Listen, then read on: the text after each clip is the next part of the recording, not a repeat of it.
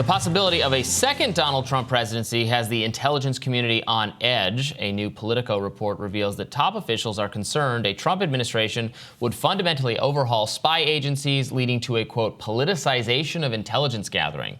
But investigative journalist Matt Taibbi's recent reporting unveils that politicization of intelligence agencies might not be a new thing at all. Case in point, the Trump-Russia narrative. Now, in a new post on his Substack, Taibbi reveals that far from remaining politically neutral, the CIA actually concealed evidence that Russia favored Hillary Clinton in 2016, not the other way around. And in another post, Taibbi and colleagues Michael Schellenberger and Alex Gutentag expose how the government is concealing documents that incriminate the intelligence community for illegal spying and even election tampering. Here to dive further into this reporting is Matt Taibbi himself, one of our favorite guests on Rising. Thank you so much for coming back. Thanks for having me on, Robbie. I appreciate it. So reading your Substack post about this, actually, it reminded me of the words Vladimir Putin said to Tucker Carlson in his recent interview, where he actually said that he preferred Biden to Trump, which had everyone's heads explode. Wait a minute! I was assured that Putin loves Trump, and they just have this love affair together, and he must. So and we can disbelieve him. You can try to guess what's actually going on there. But you say in your post that far from Russian intelligence officials, Russian influence operators thinking that loving and wanting Trump, they actually saw Hillary Clinton as a more manageable character. Yeah, first of all, this isn't exactly a new story. This is based on an investigation that was conducted by the House Permanent Select Committee on Intelligence in 2017 and 2018. People on the left and right who've covered Russiagate have basically known that this research was done back then and have gotten the general gist of this. So everyone from Aaron Mate to Paul Sperry has reported on this.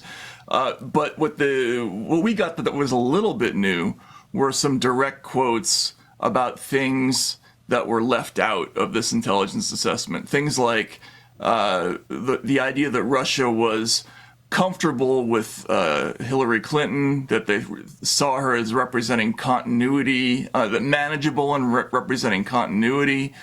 Meanwhile, Trump they saw as erratic, unpredictable, and then there was a series of other things. And that doesn't mean that they necessarily preferred Hillary Clinton. Absolutely, it just means that they suppressed intelligence indicating that they might have, and that's actually important. This is an interesting sort of chicken and the egg here. I mean, the fact that there existed some intelligence that one could read as Russia having a preference or at least being comfortable with Hillary Clinton as president, followed by a choice to do Russiagate and strongly argue that Donald Trump and later even figures like Bernie Sanders were Putin puppets, that Putin actually preferred them to be in charge as a way to dissuade American voters for supporting them. Do you see there as being any relationship between the two, or is it just a coincidence? Do we living in a world where they saw the tea leaves heading in one direction, reading one way? Is it actually, let's use this kind of the implications that are being raised here to our advantage by making the opposite accusation? Well, I think that's a complicated question because this intelligence community assessment was conducted in December of 2016, after the election and before the inauguration of Donald Trump. So the investigation of Donald Trump was already well underway. That had been even the FBI probe started about 6 months before that. But I think you're right. I mean, without this conclusion that there was, quote unquote, an influence campaign to denigrate Hillary Clinton and specifically to help Donald Trump's electoral chances, you couldn't have had Russiagate, and you couldn't have had the other incident you referenced where they suddenly released documents suggesting that the Russians preferred Bernie Sanders. The whole idea of that was based on this analysis, which, as we now are learning, was something that they never really had concrete information on, and very much like the WMD episode, they suppressed dissenting information that would have made this report look very different.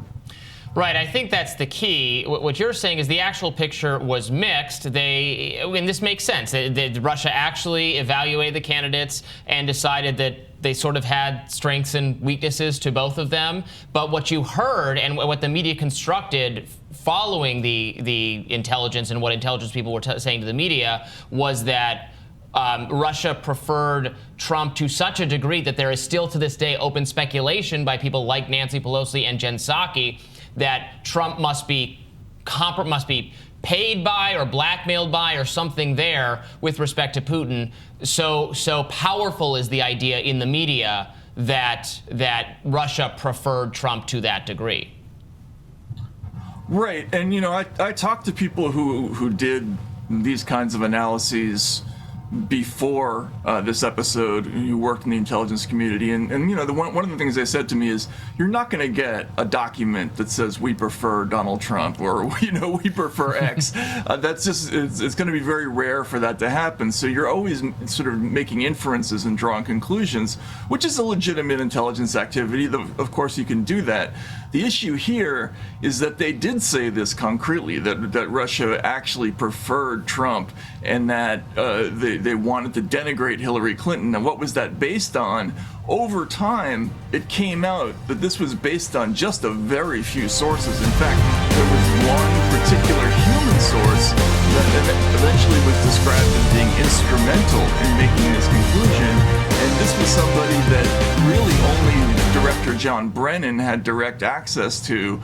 So a whole lot of eggs were placed in one basket, and we don't know exactly what was in that basket to this day. And that's why this whole thing about reporting, with unnamed sources, with intelligence officials telling you what they think, you always have to be skeptical because you never know what the evidence is based on.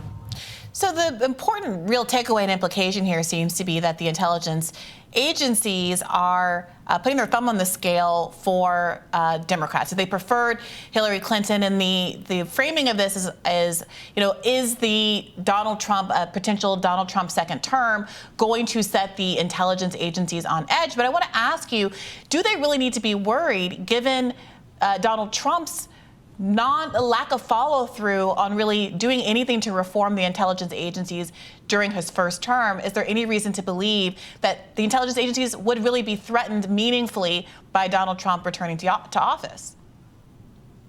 I mean, I haven't done this story yet, but I think that there's significant reason to believe that the if there was a second Trump administration, that they would take much more seriously the idea that they need to clean house in the intelligence services and prevent certain things from happening a second time around. Now, whether they have the competence to bring that off is another question.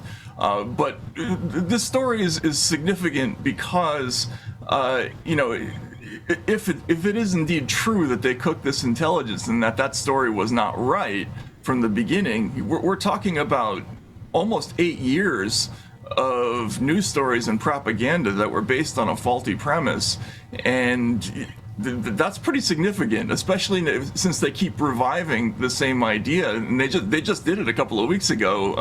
They're saying again that there's going to be interference in the 2024 campaign. I think it's time to maybe put these stories to rest until they show actual proof.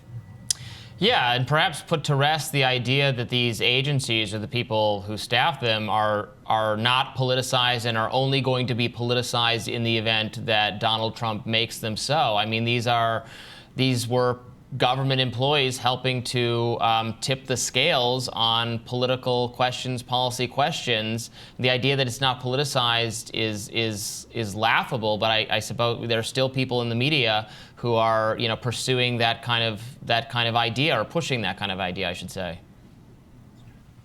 Yeah, and it's amazing that we haven't learned our lesson. I mean, the WMD episode, which was similar but not exactly the same as this, remember in 2002 they put out what's called the National Intelligence Estimate, which is a pretty big formal document that does actually include all of the intelligence agencies. Back then it was 16, it would be 17 now. The thing they put out in 2016 and 2017 was called an Intelligence Community Assessment. That only had 3 agencies in it, involved. It was a hand-picked team, And within that team, they actually suppressed some opinions. So they kept out some agencies that didn't think that this was true, like the State Department and the Defense Intelligence Agency. They just weren't involved in the analysis. In the WMD episode, the dissent was there, but it was classified until like 2015. Here they just kept it out entirely. So we should have learned our lesson from the WMD episode that they can manipulate these things to come up with any kind of conclusion that they want, as long as they're controlling when the information is released. And that's the same here. I mean, we're learning about it 8 years later, but it's way too late to affect public opinion on it. Yeah, that analogy between the WMD intelligence and the Steele dossier and the Russophobia is really powerful, and I encourage people to go and read the article in full over at your Substack. Thank you so much for joining us today, Matt. Thanks so much, Brianna. Rob. Take care.